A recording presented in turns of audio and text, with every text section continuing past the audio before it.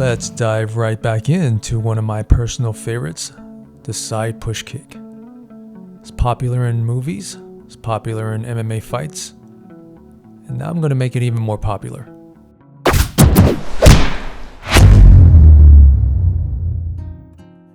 And here we go with our friendly T-pose. Now we're going to set our fight position, and I want to try something a little bit different today. Not our traditional fight stance where we have our feet right under the shoulders and hands up to protect the head. Why don't we try a little bit something more dynamic today? Hands down, more cinematic. Let us try something more daring, something non-traditional, a pose that maybe real fighters would scoff at because it's not practical. But sometimes we want to go practical. Sometimes we want to go more epic, more cinematic, more flair to it. We're going to try a move today that's very screen friendly. Something big, something epic, something more than a Chinese gorilla with clown makeup. Yeah. You know, I used to be a gorilla, and then I learned how to animate, and I learned how to contort my bodies into doing magical things like this pose and crank it this way.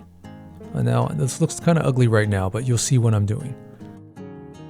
Sometimes we have to bend the rig in order to push out the more dynamic motions to get our key pose there. Now remember, I always talk about key poses. You can see how stretched out this is. This is a key pose. Pay close attention.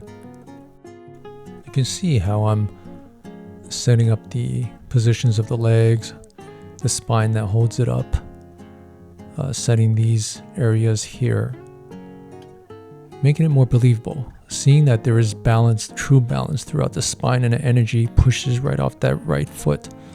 You can see it, right? And the hands have to stretch out and balance. I'm going to set this one here and get that true believability of where the energy is stretching out. Do you see how much is coming to life at this point? It stretches out like a tree. There's not a life in trees. I mean, how many old ladies have you saved from them climbing a tree? I saved 2. So this move is very personal to me. Do you see how springy it is now? The hop and the skip, the energy pushing off. It starts in the hips and the spine. We don't have to put in the effort in the legs yet. We'll do that in a minute. But all the energy is pushing right through. You can sense the springiness. Is that even a word? Springiness? It springs forward.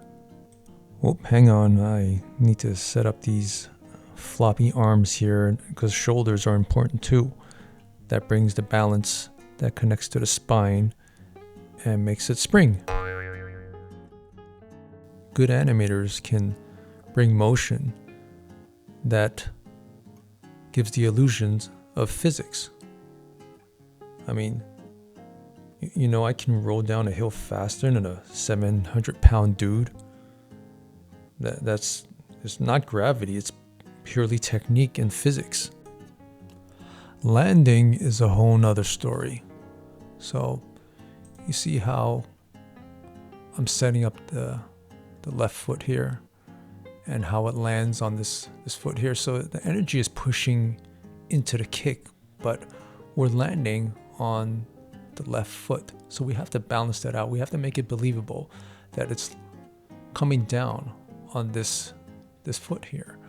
We have to scrub through the momentum, get it right in place. You see that skip? We skip into this attack, right into the kick. You know, I once accidentally kicked my master Chuck down a long flight of stairs, and he rolled for a very long time. But it was a once-in-a-lifetime opportunity, because he came to and he acted like nothing happened. I don't think he even remembered that I kicked him down the stairs accidentally. I mean, he didn't even have a scratch on him. He's a tough guy. I mean, I think we can all learn a lesson from that. And that lesson? Animating accidental kicks like this one.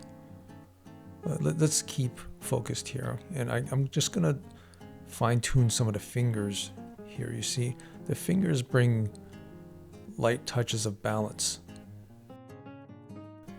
And in this case, it's a balance of pushing off from ground to body to the fingertips I'm setting up here.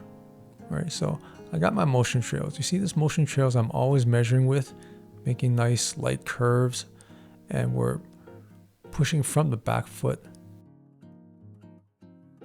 Get this going here. Let me scrub this right over here. From back foot to hips. Pushing up with the hips. See that? And from the hips, we want to push into our attacking kick. So we lift off like that. You see the transfer of energy? And the balancing fingers I was just telling you about? They need to be complemented by proper shoulder setup. And the shoulders, of course, are driven by the spine. And you need good spine movement, spine cohesiveness when you animate your fight moves. I mean, it's the core of it all. And you know, some people are just spineless. Like this dude in my sparring class the other day, he walks up to me and says, your karate's a joke. And I said, I don't do karate, but your animations are a joke. And then he ran off crying. I mean, some people are just spineless. And that pretty much sets up for where we want to go with the spine. All the setup that we've been building to this point is going right to this kicking foot. This is the side push kick. This is where all the energy from the spine we set up to the shoulder calibration to the balancing foot, all the energy is pushing towards this side kick, this side push here. See? So right now we're going to put more emphasis on the motion trails, how this foot kicks from floor to the side. And do you see how easy this key pose came? I mean, all this time we're just building to this one key pose here. And it reads so well. A great man once said, everybody has a plan until they get spanked on their butt cheeks. So you gotta spank this animation until the timing is right. That's the plan. And that's the key pose that we have here. And with that, let's tidy this up. A little bit fixes here. Checking the neck and spine, and I think we're about ready to ship this.